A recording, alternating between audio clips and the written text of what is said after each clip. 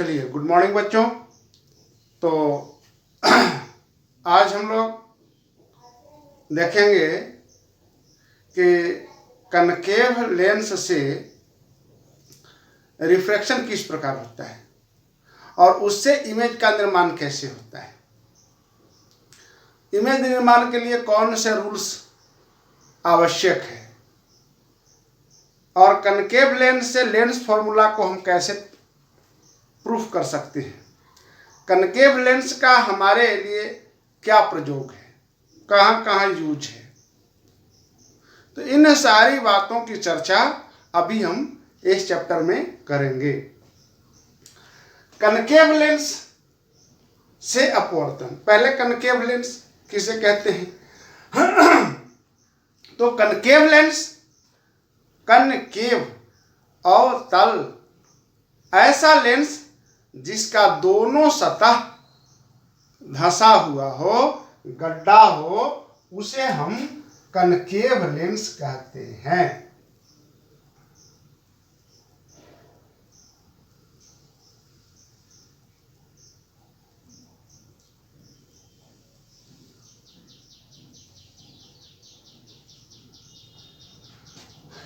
दोनों सतह इसका धंसा हुआ है, तो ऐसे सतह वाले कांच के टुकड़ा को, एक कांच का ऐसा टुकड़ा जिसका दो सतह धंसा हुआ हो, उसको हम कनकेव लेंस कहते हैं, अवतल लेंस कहते हैं।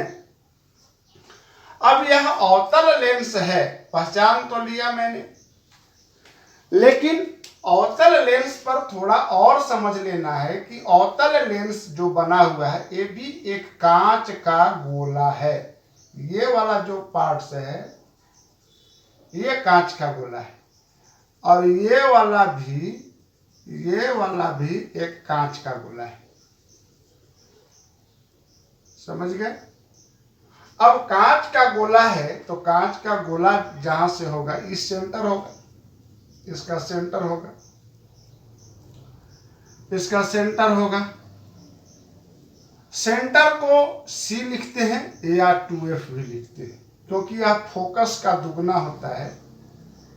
C और 2F दोनों लिखते हैं। और बीच में इस लेंस के बीच वाला भाग को, इसको हम लोग ऑप्टिकल सेंटर कहते हैं। और ये तीनों पॉइंट को अगर आप मिला देते हैं तो ये लाइन जो हो गया, इस लाइन को हम लोग प्रिंसिपल एक्सिस कहते हैं।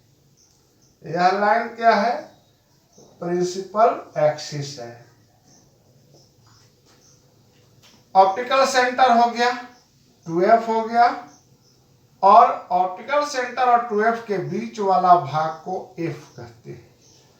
ऑप्टिकल सेंटर और 2F के बीच के भाग को F कहते हैं। दो फोकस है और दो सेंटर ऑफ कर्वेचर है, लेकिन प्रिंसिपल फोकस कौन है? तो इस लेंस से प्रकाश की किरण डाइवर्ज होती है, लेकिन जिस पॉइंट से डाइवर्ज होते हुए मालूम पड़ता है हम उसको डाइवर्जिंग पॉइंट कहते हैं, और वही डाइवर्जिंग पॉइंट प्रिंसिपल फोकस कहलाता है।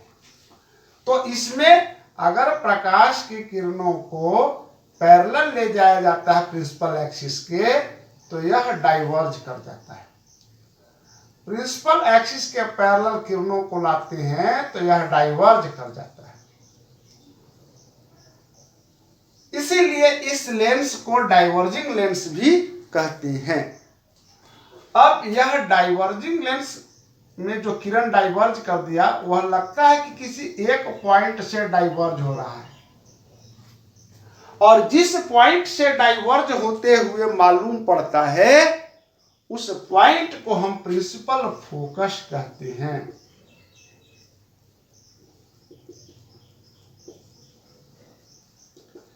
इसको हम प्रिंसिपल फोकस कहते हैं।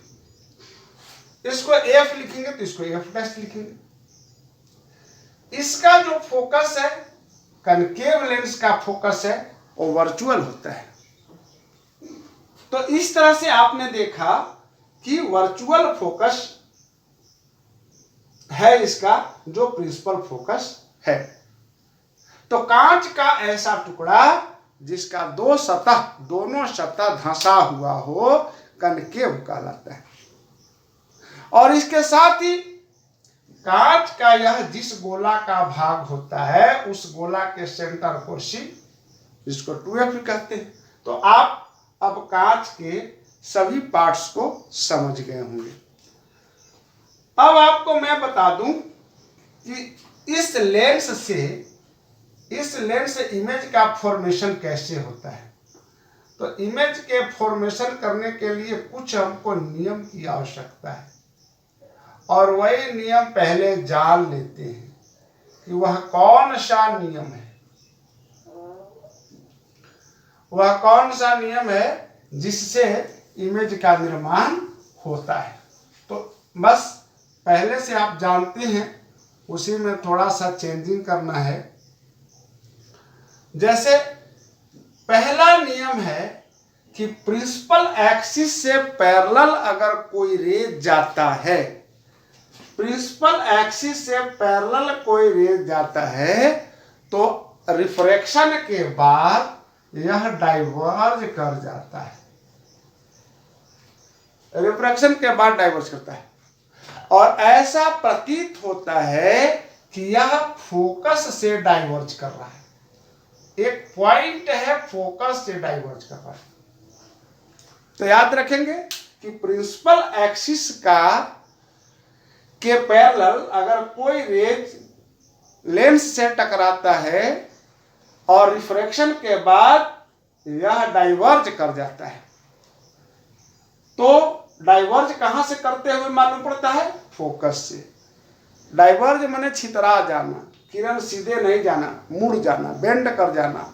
तो ऊपर की ओर यह बेंड कर जाता है। दूसरा पॉइंट क्या है? दूसरा रूल्स क्या हम लोग को याद रखना है? दूसरा रूल्स याद रखना है कि अगर कोई किरण ऑप्टिकल सेंटर से पास करे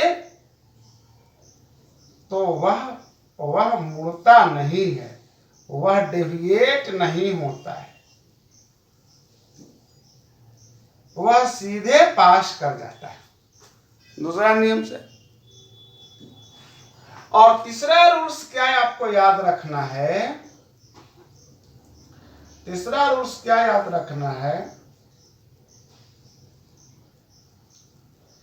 कि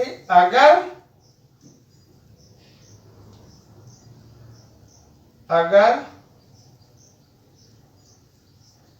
कोई रेज फोकस से आती है तो रिफ्रैक्शन के बाद प्रिंसिपल एक्सिस के पैरेलल हो जाती है। बस यही 3 रूल्स आपको याद रखना है। पहला रूल्स की पैरेलल अगर है तो यह डाइवर्ज करेगी, और लगता है ऐसा, it seems that it is coming from focus, ऐसा लगता है कि यह फोकस से आ रहा है। दूसरा, ऑप्टिकल सेंटर से अगर रेज पास करे तो वह बिना डाइवर्ज हुए, बिना छितराए, बिना इधर उधर मुड़े बेंड हुए, यह सीधे निकल जाता है। और तीसरा रेज अगर फोकस से आ रही है तो यह रिफ्रैक्शन के बाद क्या होता है? प्रिंसिपल एक्सिस के पैरेलल चला जाता है। तो बस यह 3 रूल्स याद करना। अब इसके बाद हम लोग को देखना है कि इमेज का फॉर्मेशन कैसे होता है इस मिरर में। तो इमेज के फॉर्मेशन के लिए इसमें ध्यान रखना है कि कनकेव मिरर जो होता है, कनकेव लेंस जो है, इसमें मात्र कनकेव लेंस के सामने अगर ऑब्जेक्ट को रखिएगा तो ऑब्जेक्ट को कहीं भी रखिएगा तो उसका इमेज का जो नेचर होगा वह एक जैसा होगा। इमेज का नेचर एक जैसा होगा।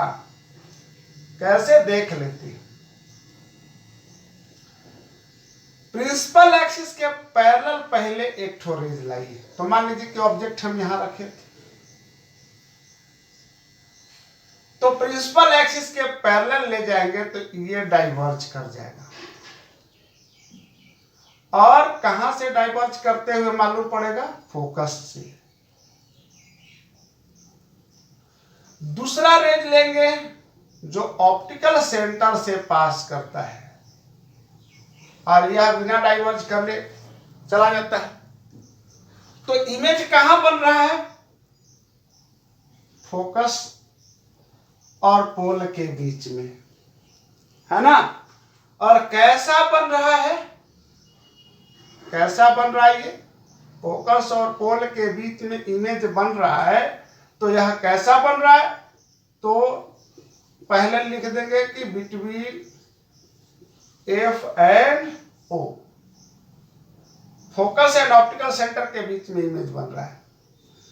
फिर यह रियल बन रहा है कि वर्चुअल? तो आप देख रहे हैं कि डॉट डॉट निशान से बन रहा है, तो यह वर्चुअल होगा। और तीसरा पॉइंट देख लीजिए कि यह बड़ा बन रहा है कि छोटा? तो छोटा, स्मॉलर देन ऑब्जेक्ट हो जाएगा। और सीधा बन रहा है कि उल्टा? तो सीधा बन रहा है, इसलिए इरेक्ट कर दिया। तो आपने नेचर को देख लिया, ठीक है। अब कहिए है कि नहीं, आप 2f के बाद रखे हो ऑब्जेक्ट को। ऐसा करो कि आप 2f और f के बीच में ऑब्जेक्ट के रख करके देख लो, ठीक है। वो भी हम देख लेते हैं, लेकिन हर सिचुएशन में इमेज का नेचर यही होगा। वह कैसे? तो हम देख लेते हैं। वह कैसे? तो हम देख लेते हैं। देख लीजिए। अब हम ऑब्जेक्ट को कहां रखते हैं? 2f और f के बीच में रखते हैं। तो ऑप्टिकल सेंटर यहां है। फर्स्ट तो पैरेलल वाला ऐसे ही जा रहा है और इसको हम ऑप्टिकल सेंटर से पार कर लें। इमेज कहां बना होगा? देख लो कहां बना? एफ और ओ के बीच में, है ना। हर परिस्थिति में कहते हैं कि वही इमेज का निर्माण होगा, ठीक है। तो फोकस पर भी रखेगा तो एफ और ओ के बीच में ही बनेगा। इस तरह से कहते हैं कि कनकेव लेंस के सामने ऑब्जेक्ट को कहीं भी रखिएगा प्रिंसिपल एक्सिस पर, तो एक समान नेचर वाला इमेज का निर्माण होगा। अब एक और इमेज हमको बनाना है कि इन्फिनिट पर रखते हैं। अगर वस्तु इन्फिनिट पर है तब उसका प्रतिबिंब कहां बनेगा?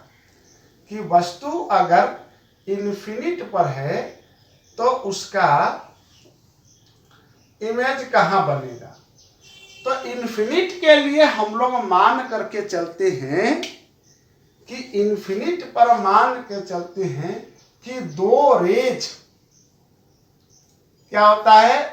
दो रेज ऊपर से आता है, दोनों पैरेलल होता है। दो रेज आता है और पैरेलल होता है। तो यह फोकस से बाबू देखो, उसको फोकस को सीधे में लेकर के आ रहा है, तो रिफ्रैक्शन के बाद क्या हो जाएगा? ये पैरेलल हो जाएगा, प्रिंसिपल एक्सिस के पैरेलल हो जाएगा। आ रहा था कहां से? इन्फिनिट से। और दो रेज आ रहा है, एक और रेज को बनाएंगे जो ऑप्टिकल सेंटर से होके गुजरेगा और यह मुड़ता नहीं है, ऑप्टिकल सेंटर से पास करेगा तो वैसी को वैसी पास कर जाएगा। अब दोनों तो आगे कटेगा नहीं, इस तो किसी को पीछे बढ़ाइए। तो इस रेंज को जरा पीछे बढ़ा के बैकअप करके देखते हैं। बैकअप करके देख रहे हैं पीछे, तो ऑब्जेक्ट का इमेज कहाँ बन रहा है? फोकस पर, है ना। तो अगर इन्फिनिट पर कोई ऑब्जेक्ट है तो उसका इमेज का निर्माण कहाँ होगा? At focus. एट फोकस कैसा बनेगा? तो वर्चुअल। क्यों? क्योंकि वर्चुअल लाइन से बन रहा है। और स्मॉलर देन ऑब्जेक्ट, और बहुत छोटा बनता है, इसलिए उसको हम लोग डिमिनिश्ड कहते हैं। और सीधा बनेगा, इरेक्ट बनेगा। तो दो ही इमेज इसमें निर्माण करना है कि एक ऑब्जेक्ट कहां से बन रहा है। एक ऑब्जेक्ट को प्रिंसिपल एक्सिस पर कहीं भी रख दो तो वह पोल और फोकस के ऑप्टिकल सेंटर और फोकस के बीच में बनेगा। और दूसरा इन्फिनिट पर रख दो तो इन्फिनिट पर रख देगा तो उसका ऑब्जेक्ट का इमेज कहां बनेगा? फोकस पर बनेगा। वर्चुअल बनेगा, स्मॉलर बनेगा और इरेक्ट बनेगा। तो दोनों परिस्थितियों में आपने देखा चाहे इन्फिनिट पर हम रखे हों या प्रिंसिपल एक्सिस पर कहीं भी रखे हों, दोनों ही परिस्थितियों में इमेज छोटा बन रहा है और इरेक्ट बन रहा है, सीधा बन रहा है, वर्चुअल बन रहा है। तो याद इसको रखना है। जबकि कन्वेक्स लेंस में ऐसा नहीं था। एक जगह पर सीधा और उल्टा दोनों प्रकार के इमेज कन्वेक्स लेंस में बनता है, लेकिन कनकेव लेंस में सिर्फ और सिर्फ सीधा और वर्चुअल इमेज का ही निर्माण होता है। अब हम आपको पहचानना है कि आप कन्वेक्स लेंस को और कनकेव लेंस को कैसे पहचान पाओगे बिना टच किए, बिना छुए। एकदम आसान तरीका है। कैसे? तो हम जान गए कि कन्वेक्स, अभी कनकेव लेंस बताया, तो कनकेव लेंस ऑब्जेक्ट का इमेज क्या बनाता है? छोटा। और कन्वेक्स में हम पढ़ाए थे कि पोल और फोकस के बीच में अगर ऑब्जेक्ट को रखिएगा तो उसका इमेज बड़ा बनता है। तो बस लेंस को किसी बुक के पास ले जाइए, बुक में छोटे छोटे अक्षरों में शब्द लिखे हुए हैं, और लेंस से देखिए, जिस लेंस में वह छोटा अक्षर बड़ा दिखाई दे वो कन्वेक्स लेंस होगा। लेकिन जिस लेंस में जितना है उससे भी छोटा दिखाई दे तो हम कहते हैं कि वह कनकेव लेंस है। यानी कि इमेज को बड़ा करने वाला जो लेंस होगा वह कन्वेक्स लेंस होगा, और इमेज को छोटा जो कर दे रहा है वह कनकेव लेंस है। अब यूज ऑफ कनकेव लेंस का यूज हम कहाँ करते हैं? टेलीस्कोप में कनकेव लेंस का इस्तेमाल करते हैं। चांद को खूबसूरत दिखाना है तो नजदीक से देखना हो, और नजदीक से देखने के लिए दूर के चीज को नजदीक पर बड़ा बना करके और स्पष्ट दिखलाई देने वाला जो लेंस है, दिखलाने वाला लेंस है, वह कनकेव लेंस होता है। तो टेलीस्कोप में हम कनकेव लेंस लगाते हैं, जिसके परिणाम स्वरूप दूर पर स्थित चांद को बड़ा और खूबसूरत दिखलाता है। तो टेलीस्कोप में हम इस्तेमाल करते हैं कनकेव लेंस। दूसरा, मायोपिया किसी को हुआ है, निकट दृष्टि दोष हुआ है किसी को, तो उसको निकट दृष्टि दोष को दूर करने के लिए कनकेव लेंस का इस्तेमाल स्पेक्ट्रल में करते हैं, चश्मा में करते हैं। चश्मा में हम कनकेव लेंस का इस्तेमाल करते हैं उसके निकट दृष्टि को दूर करने के लिए। और इस लेंस का इस्तेमाल हम कहाँ करते हैं? इस लेंस का इस्तेमाल हम कुछ ऐसे माइक्रोस्कोप जिसमें किसी लेंस की पावर को बढ़ाना है, तो उसमें हम कन्वेक्स के साथ कनकेव को जोड़ करके उसके पावर को बढ़ा घटा लेते हैं। तो वहाँ भी हम उस वैसे इंस्ट्रूमेंट में इसका इस्तेमाल करते हैं। अब हम चलते हैं कि लेंस फॉर्मूला, कनकेव लेंस से लेंस का फॉर्मूला आप कैसे लेंस फॉर्मूला को निकालोगे। आज मैं सिमिलरिटीज का जो तरीका मैं बताया था, इसमें भी वही चीज बनेगा। यह O है, इसको आप F मान लो, इसको 2F मान लो, इसको F, यहाँ 2F है, यहाँ F है, ये F डैश हो जाएगा, यहाँ F डैश हो जाएगा। एक हम लाइन क्या लाए, प्रिंसिपल एक्सिस के पैरेलल। ऑब्जेक्ट को मैंने यहां रख दिया था और प्रिंसिपल एक्सिस के पैरेलल लाया, तो ये क्या हो जाएगा, रिफ्रेक्ट करके डाइवर्ज कर जाएगा। तो यह कहां से आते हुए मालूम पड़ेगा, यहां से आते हुए मालूम पड़ेगा। ठीक है। अब दूसरा कहां से ले जाएंगे, ऑप्टिकल सेंटर से। ऑप्टिकल सेंटर वाला क्या हो जाता है, वह सीधे पास कर जाता है, वह मुड़ता नहीं। अब इमेज यहां बनता है, ध्यान रखेंगे, है ना, इमेज यहां बने। इसको आई डैश कर दीजिए, इसको ए बी कर दीजिए, और यहां वो जिस पॉइंट से रिफ्लेक्शन कर रहा है वहां आप एक परपेंडिकुलर लाइए, इसको एम लिख दीजिए। चलिए काम खत्म हो गया। अब यहां लिख दीजिए ट्रायंगल ABO सिमिलर है किसका, आई डैश ओ का। ट्रायंगल आई डैश ओ का सिमिलर का है, दोनों परपेंडिकुलर है तो राइट एंगल में होगा। क्यों, किससे है, एंगल से। दो एंगल बता दीजिए कौन सा, BAO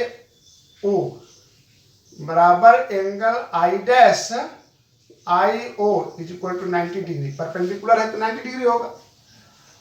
अब एक एंगल और बना दीजिए, क्या, एंगल O, BOA, एंगल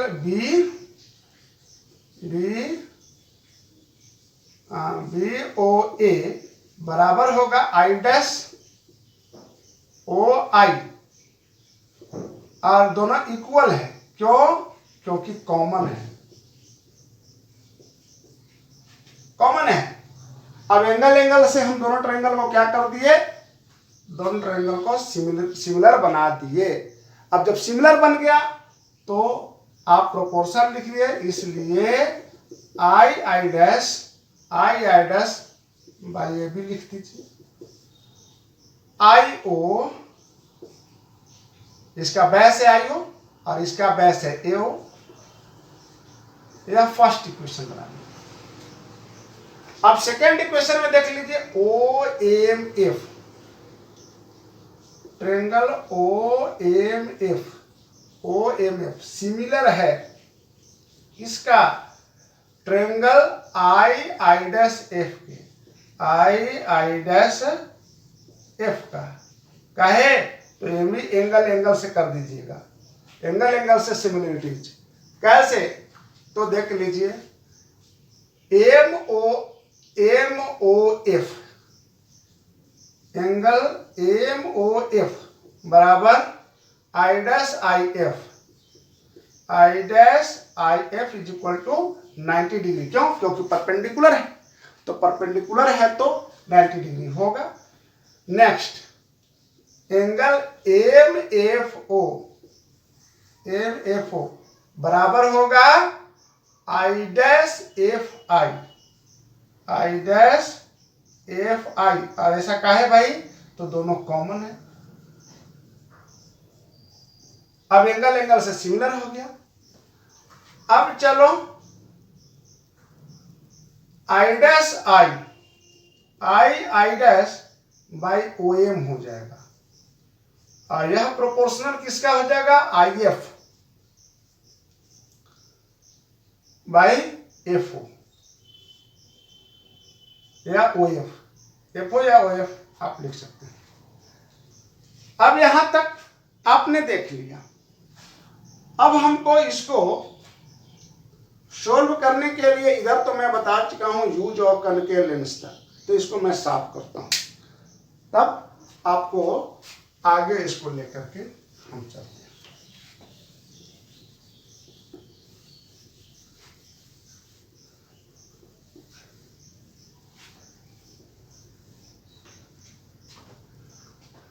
अब यहां देख लीजिए, BM और AO पैरेलल है, BM parallel AO parallel line है। तो जब इसलिए जब पैरेलल होगा तो क्या कहेंगे, इसलिए AB बराबर हो जाएगा OM के। अब OM के जगह पर हम AB लिख सकते हैं, I dash by AB। OM के जगह पर हमने AB लिख दिया और यह प्रोपोर्शनल किसका हो जाएगा, IF बाई FO का। अब चलिए देखिए, यहां ये सेकंड इक्वेशन मान लीजिए, यहां भी देखिए I dash AB, I dash by AB और यहां भी I डैश बाई AB, तो दोनों का जो प्रोपोर्शन है आपस में बराबर हो जाएगा। तो लिख देंगे from first and second equation, from first and second equation दोनों से निकाल लीजिए। तो क्या कीजिएगा, IO बाई क्या हो जाएगा, AO, अब बराबर क्या हो जाएगा, IF बाई FO। डिस्टेंस देख लीजिए, IO इमेज डिस्टेंस है, AO ऑब्जेक्ट डिस्टेंस है, तो इसको ऐसे छोड़ दीजिए, IO AO। IF तो OF minus OI, OF minus OI, और नीचे है FO या OF, FO। चलिए OF भी लिख सकते हैं इसको, OF। अब यहां हम मान बिठा दीजिए, क्या IO क्या है, तो इमेज डिस्टेंस है। अब इमेज डिस्टेंस को V से सूचित करते हैं, लेंस के पहले बना हुआ इसलिए माइनस V हो जाएगा। AO ऑब्जेक्ट डिस्टेंस है और यह भी लेंस के सामने है इसलिए माइनस U हो जाएगा। OF क्या है, फोकल लेंथ है, वो भी माइनस में है, और माइनस OI वो भी माइनस में है, minus B। OF minus F। अब यहां ऊपर नीचे दोनों माइनस है, काट दीजिए, क्रॉस मल्टीप्लिकेशन कर दीजिए, V से F में कर दीजिएगा तो माइनस क्या हो जाएगा, माइनस FV, और इक्वल U से माइनस F में कीजिएगा तो माइनस UF, और यहां माइनस माइनस प्लस हो गया, अब प्लस से प्लस में कीजिएगा तो plus UV। Dividing both sides by UVF, दोनों तरफ UVF से हमको डिवाइड कर देना है। अब UVF से डिवाइड करेगा तो minus FV by UVF, minus UF by UVF, plus UV by UVF। अब FV से VF काट दीजिए, UF से U और F काट दीजिए, UV से UV काट दीजिए। इसमें बच गया माइनस 1 बाई U, इसमें बच गया माइनस 1 बाई V, और इसमें प्लस 1 बाई F। अब इस तरह से लेंस फॉर्मूला में आपने देखा, लेंस फॉर्मूला में आपने देखा कि अब माइनस 1 बाई V को उठा के दे तो प्लस में हो जाएगा, तो 1 by V, minus 1 by U यहां से ऑलरेडी है, इधर बच गया 1 बाई F, तो आपका 1 by V minus 1 by U is equal to 1 by F। यही आपका लेंस फॉर्मूला है जो आपने देख लिया, और बड़ी ही इजी तरीके से, आसान तरीके से हमने इस लेंस से भी इसको प्रूफ कर दिया। तो यह बन गया। अब बनाना है मैग्निफिकेशन। तो मैग्निफिकेशन का इस लेंस में भी वही फॉर्मूला है। क्या? तो एम बराबर क्या होता है? एम बराबर वी बाई यू और बराबर H2/H1। यही मैग्निफिकेशन का फॉर्मूला है। अब चलिए फिगर के माध्यम से चेक कर लीजिए कि यहां मैग्निफिकेशन का क्या प्रक्रिया हो रही है। तो V बाई यू, अब देख लीजिए V क्या है? V क्या है? इसका माइनस में है, तो माइनस V। यू क्या है? वो भी माइनस में है। H2 क्या है? ऊपर में प्लस में है। H1 क्या है? वो भी प्लस में है। ये माइनस से माइनस कट गया, तो V by u is equal to H2/H1।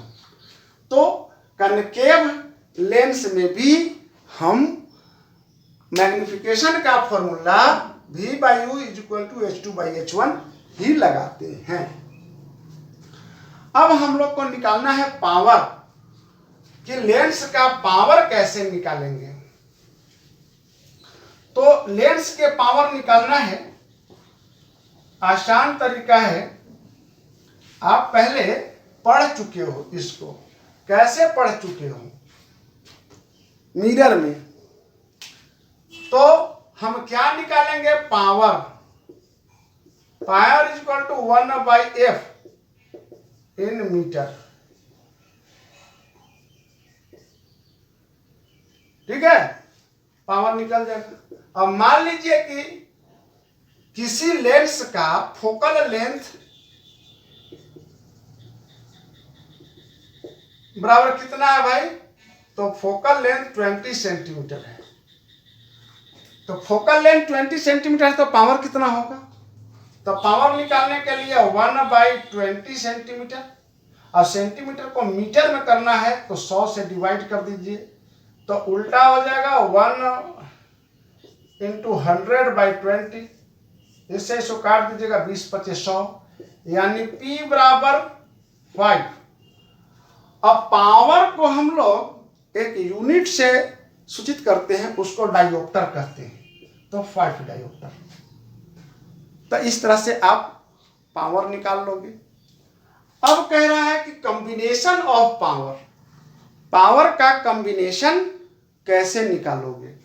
ये भी आसान है। कॉम्बिनेशन कैसे निकालेंगे? तो दो लेंस को और दोनों के पावर को हमको जोड़ देना है, तो आप कैसे निकालोगे? तो देख लोगे। मेन पावर है, रिजल्टेंट पावर निकालना है, तो P1 प्लस P2 कितना पावर होगा 1 लिखते जाओ, और सबको आपस में जोड़ देना है।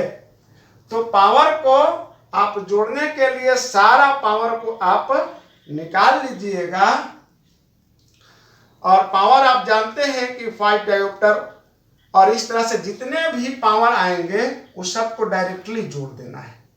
मान लीजिए किसी का 5 डायोप्टर है और किसी का पावर -8 डायोप्टर है, तो अगर हम लिखेंगे और एक का पावर है 6 डायोप्टर, तो हम क्या लिखेंगे? पहला पावर है 5D प्लस है 8D, माइनस में यहाँ 8D और प्लस है 6D।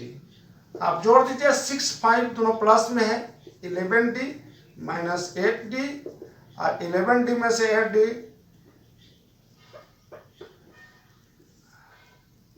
3D पावर आपका आ गया। तो पावर को हम ऐसे जोड़ लेते हैं।